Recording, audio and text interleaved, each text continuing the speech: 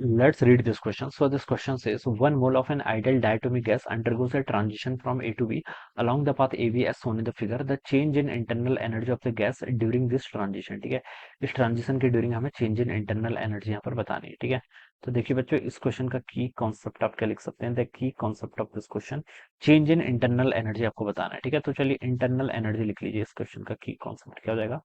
Internal energy will be the key concept of this question. Alright, अब बच्चों देखिए first law of thermodynamics का use करें हम यहाँ पर. ठीक है, फर्स्ट लॉ ऑफ थर्मोडायनेमिक्स क्या बताती है आपका. डेल्टा क्यू किसके इक्वल होता है आपका. डेल्टा यू प्लस डब्ल्यू के इक्वल होता है. ठीक है, और यहाँ से चेंज इन इंटरनल एनर्जी होगा डेल्टा क्यू माइनस डब्ल्यू. ठीक है, चलिए इसका यूज करें. चेंज इन इंटरनल एनर्जी का फॉर्मूला आपका होता है एनसीबी डेल्टा टी के इक्वल. ये भी एक फॉर्मूला होता है. ठीक है, एनसीबी डेल्टा टी के इक्वल. ठीक है, नंबर 1 मोल है तो एन की वैल्यू तो बच्चों क्वेश्चन में आपको गिवन कर रखी है 1. ठीक है, क्या है, डायटोमिक गैस है. डायटोमिक गैस के लिए सीवी की वैल्यू कितनी होती है आपकी 5/2 आर के इक्वल होती है. ठीक है, डायटोमिक गैस में आपके 5 डिग्री ऑफ फ्रीडम होते हैं. ठीक है, और 1 डिग्री ऑफ फ्रीडम के करस्पॉन्डिंग एनर्जी हाफ केवीटी होती है. ठीक है, और 1 मोल की बात कर रहे हैं तो 1 मोल के लिए आपका क्या हो जाएगा, एन इंटू केवी को हम आर लिख लेंगे. ठीक है, और ई इसके किसके इक्वल होता है आपका एनर्जी. ठीक है, डिवाइडेड बाय dt करेंगे तो सीवी की वैल्यू यहाँ से 5/2 आ जाती है. ठीक है, स्टैंडर्ड रिजल्ट है, पता होना चाहिए. ठीक है, तो सीवी की वैल्यू यहाँ से इतनी आ जाएगी. ऑलराइट, और क्या बोल रखा है आपको, ए से बी के अक्रॉस हमसे बोल रखा है कि the change in internal energy यहाँ पर फाइंड आउट करके बताना है. यानी कि एन पता है, सी पता है, चेंज इन टेम्परेचर बताना है. ठीक है, टेम्परेचर का चेंज कैसे पता चलेगा. ठीक है, डेल्टा यू कैसे होगा, डेल्टा यू होगा एनसीवी डी के इक्वल. एन तो चलिए 1 हो गया. ठीक है, सीवी आपका 5/2 आर हो गया.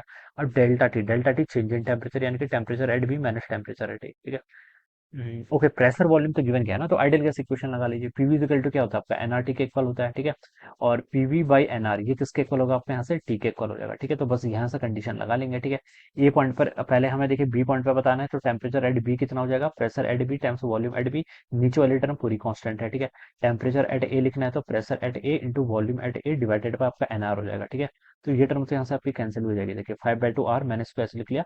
टेम्परेचर एट बी को देखिए मैं यहाँ से लिख सकता हूँ क्या, P B V B divided by N R. N की वैल्यू कितनी 1 इंटू आर हो जाएगा माइनस टी ए. टी को क्या लिख सकता हूँ देखिए, P A V A divided by N R. ये भी अगेन आर के इक्वल हो जाएगा. ठीक है, आर से देखिए बच्चों ये पूरा आर कैंसिल. ठीक है, तो ये हो गया आपका 5/2 टाइम्स आपका PB V B minus P A B है. ठीक है, प्रेशर एट बी क्वेश्चन में गिवन किया हुआ है. देखिए प्रेशर वाई एक्सिस का लॉन्ग है तो 2 किलो पास्कल है. ठीक है, यूनिट का ध्यान रखना है, 2 इंटू 10⁻³ किलो पास्कल हो जाएगा. ठीक है, और इंटू वॉल्यूम, वॉल्यूम देखिए कितनी है आपकी बी पॉइंट पर, वॉल्यूम आपकी 6 क्या मीटर क्यूब में. ठीक है, तो 6 हो जाएगा. ठीक है, माइनस देखिए प्रेशर एट ए कितना आपका 5 किलो के इक्वल है तो 5 into 10⁻³.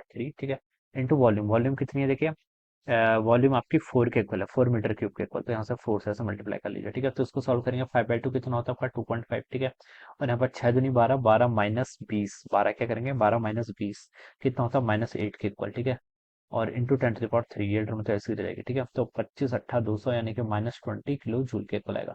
This is a change in internal. इसका नेगेटिव का मतलब क्या, आपकी इंटरनल एनर्जी आपकी डिक्रीज हुई है. क्या हुई आपकी इंटरनल एनर्जी डिक्रीज हुई है. ठीक है, तो हमें चेंज ही बताना है ना, तो चेंज तो नेगेटिव आ सकता है, तो ए ऑप्शन क्या होगा इसका आंसर, करेक्ट आंसर हो जाएगा. ठीक है, A option will be the right answer of this question. Alright, so this is how we will proceed to this question. Okay, so I hope you all understood this concept. All the best and thank you so much.